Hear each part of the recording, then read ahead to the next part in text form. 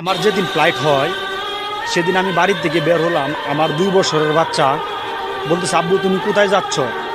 তখন আমার ছেলেকে সান্ত্বনা দিলাম যে আব্বু তোমার জন্য গাড়ি কিনতে যাচ্ছি। যখন আমি প্রবাসে চলে আসি 2 দিন 3 দিন পর আমার ছেলে বলে, আব্বু তুমি কোথায়, তুমি গাড়ি নিয়ে আসো না কেন? তখন আমি বলি যে তোমার জন্য গাড়ি নিয়ে আসবো। তখন আমার ছেলে বলে কি জানেন, আব্বু আমার অনেক গাড়ি আছে, আব্বু তুমি চলে আসো, আমার গাড়ি লাগবে না। আসলে ভাই, প্রবাসের মাটিতে আমরা যারা প্রবাসী 2 বছর 3 বছর 5 বছরের বাচ্চা যখন রেখে আসি, যখন বাচ্চারা বলে যে আব্বু ফোন থেকে বেরো, তুমি আসো না কেন, এই প্রবাসীরাই বুঝতে পারে কতটুকু কষ্ট। তার বাচ্চা যখন বলে তুমি ফোন থেকে বের হয়ে আসো, আসলে ভাই আমরা যারা প্রবাসী 3 বছর 4 বছরের বাচ্চা